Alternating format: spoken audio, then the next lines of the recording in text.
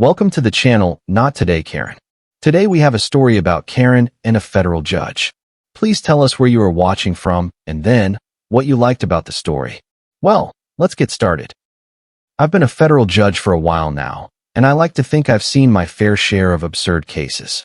People trying to sue fast food chains for their coffee being hot, neighbors claiming emotional distress because someone's lawn gnome was too creepy, that kind of thing. But nothing prepared me for what happened when I decided to visit my inherited land after years of being too busy to check in. See, my grandfather left me a beautiful stretch of land in a quiet, rural part of the state. 40 acres of rolling hills, a little pond, and enough peace and quiet to make city life feel like a bad dream. The plan had always been to retire there someday, maybe build a cabin, or just let nature do its thing. I wasn't in a hurry. The land was mine, and I had more pressing things to worry about. Or so I thought. When I finally had a free weekend, I decided to take a drive down and check on the property. Make sure everything was still in order, see if any upkeep was needed. But the second I turned onto the old dirt road leading up to my land, I realized something was very wrong. The trees thinned out, and instead of the untouched landscape I was expecting, I saw cottages. Rows of them. Small, identical vacation rentals with cheap little decks and plastic chairs. A gravel parking lot. A welcome sign. Welcome to Hidden Haven Cottages. I blinked. Maybe I had taken a wrong turn? No, that wasn't possible. I knew this road. This was my land. I pulled up to what looked like the main office, a larger structure with a wide front porch. A woman in her 50s, with the kind of face that looked like it had been permanently set to disapproving, stepped out the door, clipboard in hand. "You can't park there," she barked, before I even got out of the car. I took a deep breath. "I think I'm in the right place, actually. This is my property." She gave me a look that I can only describe as the look, that mix of condescension and disbelief that people like her have perfected. "I don't think so," she said with a smug little smirk. "This is my business, and we have guests arriving soon. You need to leave." My fingers curled around my steering wheel as I forced myself to stay calm. "I don't think you understand," I said slowly. "This land was left to me by my grandfather. I have the deed. I have legal ownership." Her smirk faltered for half a second before she regained her Karen-like confidence. "That's not possible," she scoffed. "I bought this land legally years ago. I built these cottages. I run this business." I exhaled sharply, already feeling the headache forming. "And who exactly sold you this land?" She hesitated, just for a second, a flicker of doubt in her eyes. I worked with a real estate agent. It was all above board." "Uh-huh." I stepped out of my car. "Then you won't mind showing me the paperwork?" She clutched her clipboard tighter. "I don't owe you anything," she snapped. "And if you don't leave right now, I'll have to call the police." Oh, that was rich. I almost laughed. "You know what? That's a great idea," I said, pulling out my phone. "Let's call them." Her face paled slightly, but she crossed her arms, trying to hold her ground. "Fine, but you're wasting your time." I dialed. The next hour was an exercise in frustration. The local cops showed up, and while they were polite, they weren't exactly eager to stir up trouble. Small towns had a way of protecting their own, and from the way they kept glancing at Karen, it was clear she was somebody in the community. Probably ran the neighborhood association, harassed teenagers about skateboarding, real pillar of the town type. "Look," one officer finally said, rubbing the back of his neck. "This is a civil matter. If you've got a legal claim to the land, you'll need to take it up in court." Karen's smirk was back. That's what I thought. I ignored her. I thanked the officers, got in my car, and drove straight to the county records office. Because unlike Karen, I actually knew how the legal system worked. And I was about to tear her whole little operation apart. I wasn't angry. Okay, that's a lie. I was livid. But I was also patient. Because unlike Karen, I actually had the law on my side, and I wasn't the kind of person who stormed into a situation without knowing exactly how I was going to dismantle my opponent. The county records office was a tiny brick building, the kind that probably hadn't changed since the 1950s. I walked in, gave the clerk my best polite but serious smile, and asked for the property records for my land. She pulled out the files and handed them over without question. And just like that, I had everything I needed. The records showed exactly what I expected. The land was still legally mine. My grandfather had transferred it to me in his will, and I had never sold, leased, or transferred ownership in any way. Meaning, Karen's claim that she bought it legally was complete and utter nonsense. But here's where it got interesting. There was a sale recorded, except it wasn't to Karen. Some real estate company had purchased the land 5 years ago, then sold it to Karen a year later. One problem with that, I had never sold the land in the first place. Someone had faked paperwork. Fraud. And Karen, whether she was in on it or just a gullible fool, she had built an entire business on land she never actually owned. Now, I could have handled this quietly. I could have sent a cease and desist letter, gone through the courts, and let the system slowly grind Karen into dust. But after the way she treated me, after that smug little smirk and the threat to call the cops on me, no, Karen had just made this personal. The next morning, I drove back to Hidden Haven Cottages. I wasn't alone this time.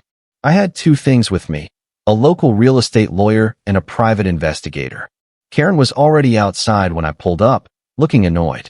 "You again?" she scoffed. "I thought I told you to leave." I ignored her and nodded to my lawyer, who stepped forward with a folder of documents. "Miss Karen," he said smoothly, "we're here to notify you that you are currently trespassing on our client's land. These cottages were built illegally, and your business is operating on fraudulent property." Karen's smirk wavered, but she crossed her arms. "That's ridiculous," she said. "I bought this land fair and square." The lawyer handed her a copy of the original deed. "Then perhaps you can explain why the legal owner never sold it?" Karen's eyes darted across the page. This can't be right. I have my deed. I'll prove it." She spun on her heel and marched back into her office. I followed. Inside, her office looked like a poorly run Airbnb headquarters, sticky notes everywhere, a whiteboard listing cleaning schedules, a stack of brochures promising a quiet, rustic retreat. She rummaged through a filing cabinet before slamming down a piece of paper in front of me. "See," she snapped. "There's my deed." I picked it up. One glance was enough. It was a joke. The document was a sloppy photocopy of what was supposed to be a property deed, but it was missing official seals, signatures were inconsistent, and the supposed transfer was laughably fake. My private investigator, a no-nonsense guy named Elliot, raised an eyebrow. "Where exactly did you get this?" Karen's mouth opened, then closed. I bought it from a real estate agent." "Who?" I pressed. She hesitated. I don't remember his name." I chuckled, shaking my head. "Karen, let me make something clear. This deed is fake. You were either scammed or you're part of the scam. Either way, you don't own this land." Her face turned red. "That's not true. I've been running this business for years. I put thousands of dollars into these cottages. I have bookings. Guests." I shrugged. "That's not my problem." Her eyes burned with frustration. "You can't just kick me out. I invested in this place. And if you try to take it from me, I'll sue you." "Oh, that was cute." I leaned against the desk, giving her a slow, knowing smile. "Karen," I said, my voice dripping with amusement, "do you know what I do for a living?" She blinked. "What?" "I'm a federal judge." Silence. For the first time, I saw actual fear flicker in her eyes. "You're lying." I pulled out my wallet and casually flashed my federal ID. "You're more than welcome to check." She didn't speak. She didn't move. She just stared. Then, like clockwork, she did what every entitled person does when they realize they're outmatched. She doubled down. "This isn't over," she hissed. "I have rights. You can't just take this from me." I sighed. "You're right about one thing. This isn't over. Because now, I'm taking you to court." Karen had 2 options. She could pack up and walk away quietly, or she could dig in her heels and make this worse for herself. Guess which one she picked? The very next day, I received a legal notice from Karen's lawyer. I used the term lawyer loosely because the document read like it was drafted by someone who had watched a single episode of Judge Judy and decided they knew the law. It was a joke. The letter claimed that I was trespassing on her land and that she was suing me for damages, harassment, and loss of business revenue. I laughed so hard I almost spilled my coffee. Not only was her case complete nonsense, but she had just given me the perfect opportunity to drag this mess into an actual courtroom on my terms. So I responded. Through my real lawyer. We filed a countersuit for fraud, illegal occupation, and property damage. And because I was feeling extra generous, we included a request for monetary compensation for every cent she had made from renting my land. Oh, and we also informed the county about the fraudulent deed, which triggered a criminal investigation into the real estate sale that Karen had conveniently forgotten the details of. Karen didn't realize it yet, but she had just nuked herself. Court day came faster than expected. Karen showed up looking smug, like she actually thought she had a case. She even had her lawyer with her, some guy who looked like he had Googled how to be a lawyer 5 minutes before walking into the courtroom. I took my seat at the plaintiff's table, calm and collected. Karen's lawyer, on the other hand, came in with all the confidence of a wet paper bag. The judge, a former colleague of mine, read over the case details, then adjusted his glasses. Miss Karen, do you have proof that you legally purchased this land? Karen shot up from her seat. Of course I do. She practically threw her fake deed onto the judge's bench. He picked it up, examined it, then slowly looked back at her. Miss Karen, this is not a valid property deed. Karen's smug expression cracked. But the judge held up a hand. This document has multiple inconsistencies, lacks the proper seals, and, according to the county records, this land was never legally transferred from the plaintiff. Karen's lawyer scrambled. Your Honor, my client was under the impression that. The judge cut him off with a look that said, don't waste my time. He turned back to me. Your documentation, please? I handed over everything. The original deed. The inheritance paperwork. The proof that Karen had been running her business on stolen land for years. The judge barely spent a minute reading before setting the papers down. It's clear that the defendant has been illegally occupying the plaintiff's land. Mr. Judge, he smirked slightly at my title. What are you seeking in damages? I didn't even hesitate. Full ownership of the cottages. Compensation for the rental income she made off my land. And, of course, legal fees. Karen exploded. You can't just take everything, she screeched. I put my life savings into that business. The judge sighed. You put your life savings into something that wasn't legally yours. That's not the court's problem. Karen turned red, then purple. Her lawyer mumbled something about a misunderstanding. The judge ignored him. The court rules in favor of the plaintiff. Boom. Just like that, it was over. Karen was done. Karen didn't just lose the lawsuit. She lost everything. The cottages? Now mine. The income she made from renting them? She had to pay it back. On top of that, the county's fraud investigation uncovered that the real estate agent who sold her the land was a scammer running multiple fake sales. Karen might have been a victim in that part, but it didn't change the fact that she had refused to do due diligence. And remember how she said she'd call the cops on me? Well, she ended up with the cops at her door when she refused to vacate the property. The local sheriff had to escort her off what was now officially my land. Her business? Gone. Her savings? Wiped. Her reputation in town? Ruined. And me? I walked away with my land, my cottages, and a very nice settlement check. Karen was gone, but her mess wasn't. After winning the lawsuit, I officially became the owner of Hidden Haven Cottages, a business I never wanted but now fully controlled. And let me tell you, what Karen had built wasn't just illegal, it was terrible. The cottages looked decent from a distance, but up close? They were shoddily built with cheap materials.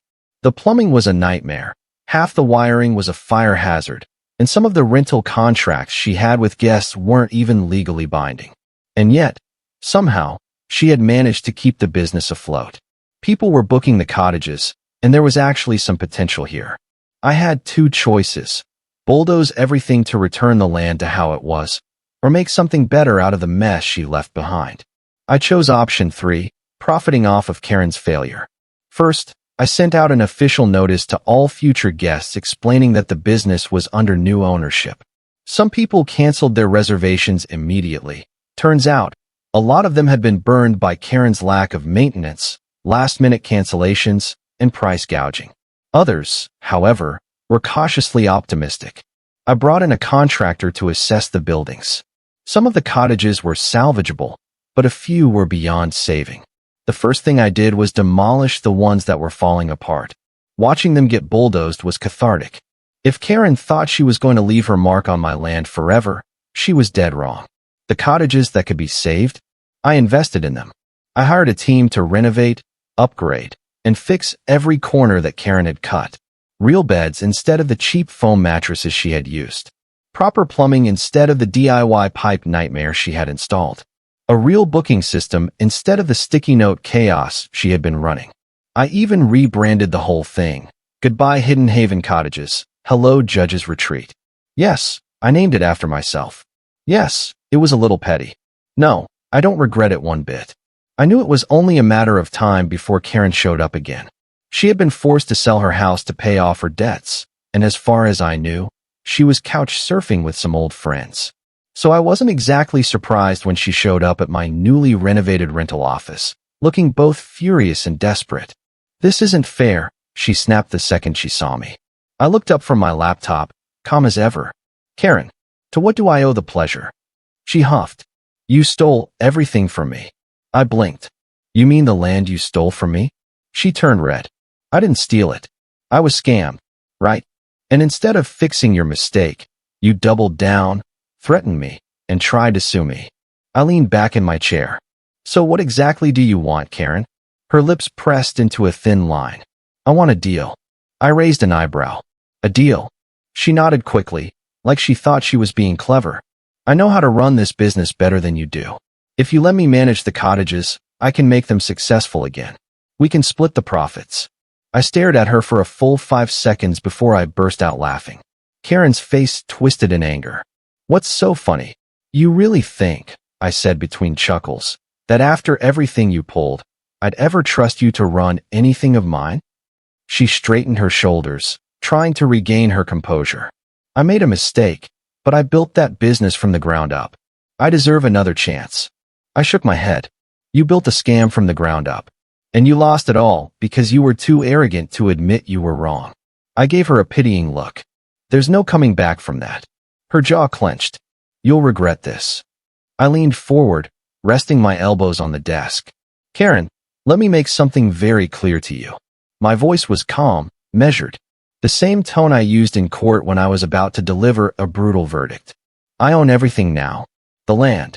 The cottages. The business. Everything. You have nothing. No money. No home. No power. And the only reason I haven't pressed criminal charges against you for trespassing and fraud is because, frankly, you're not worth the paperwork. Her face went pale.